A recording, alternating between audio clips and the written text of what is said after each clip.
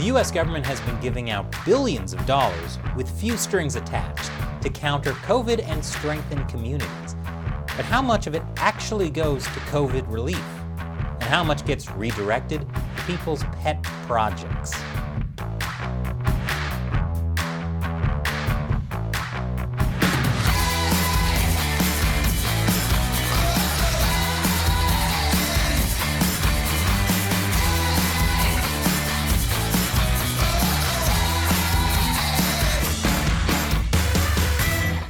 Welcome to America Uncovered. I'm Chris Chappell.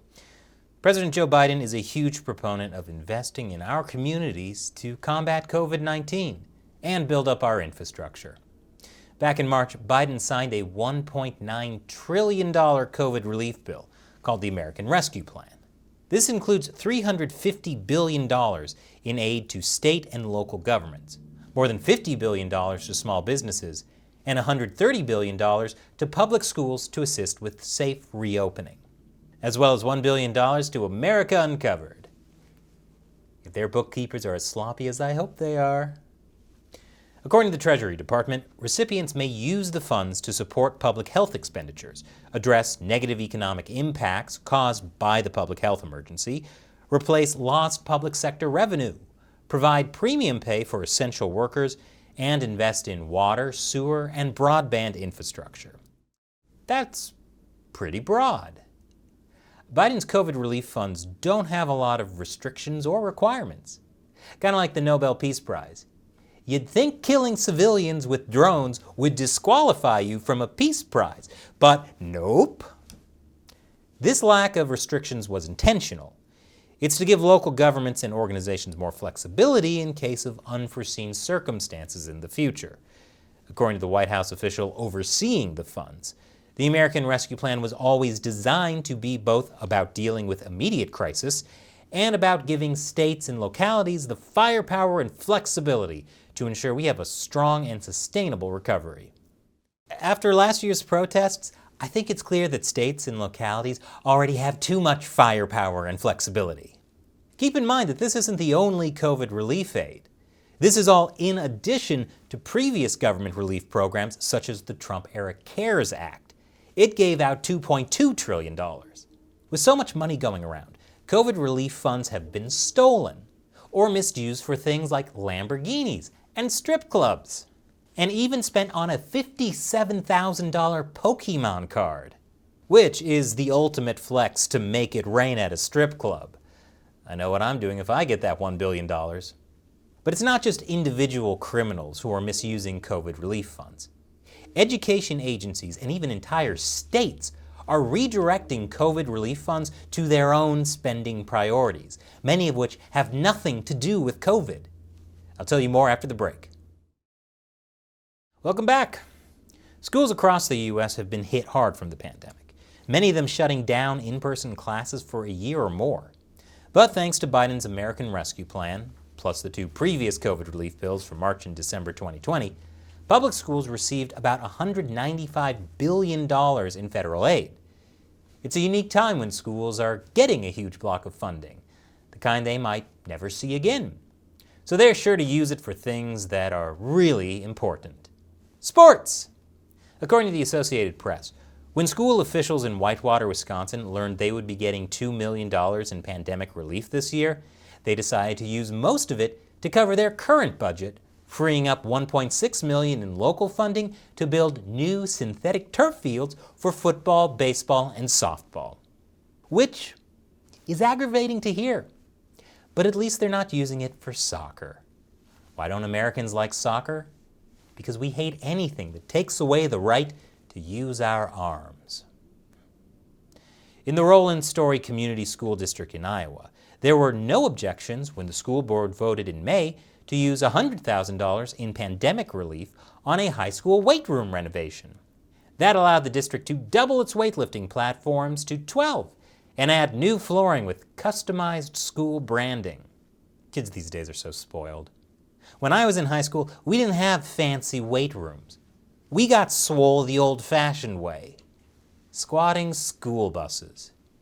You can't tell because I'm sitting down, but my quads are more shredded than a CIA document on the Kennedy assassination.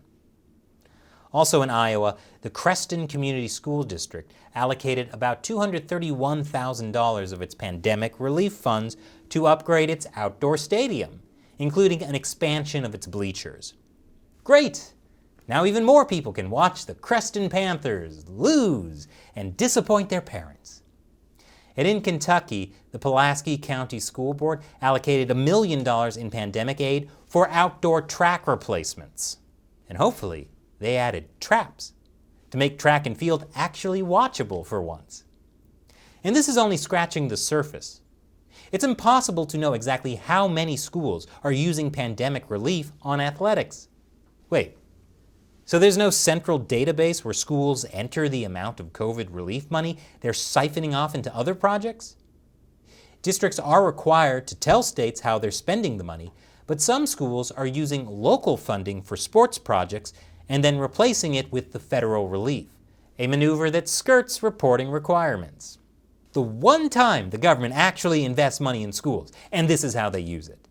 Basically everything except educating students. In California, the state auditor says that there needs to be tighter oversight of how districts spend federal COVID aid. According to her, the California Department of Education has not ensured that local education agencies consistently submit required quarterly reports that include the amounts they have spent on various allowable categories. The California Department of Education monitored less than 1% of the local education agencies that received COVID relief funds during the fiscal year 2020 and 2021. The few districts that were audited listed 40% of their COVID relief funds in the Other Activities category. But to be fair, that's just part of the 3 R's: reading, writing, and relief money misuse. High amounts in this nonspecific category may indicate that local education agencies either miscategorize their expenditures or are using funds for unallowable purposes. Except the track traps. Those are actually required. You add these, then you actually would need a stadium expansion.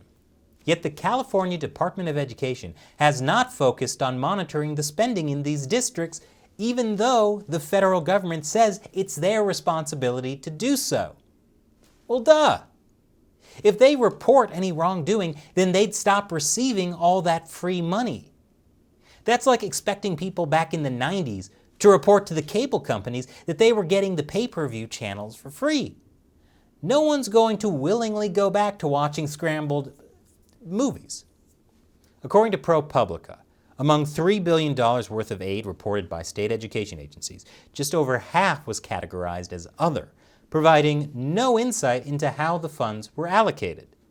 And some of the largest districts in the nation marked all of their aid as going to the other category, including Los Angeles Unified, which spent nearly $50 million, and New York City schools, which spent more than $111 million. This may come as a shock, but it appears that some public schools have simply been using COVID relief money to do whatever they wanted, leading to the most pimped-out teachers' lounges of all time. But it's not just schools misusing COVID relief money. More after the break. Welcome back. Guess what prisons have in common with schools? They have strict rules? Cliques who stick together in cafeterias? Are breeding grounds for toilet wine? Well, yes. Plus, they both use COVID relief money for things that are, at best, barely related to COVID. Republicans are looking to use COVID relief funds on prisons and border walls. Hey, at least the border walls will help with social distancing. In Iowa, a local government body approved spending nearly $15 million on a new jail in Sioux City.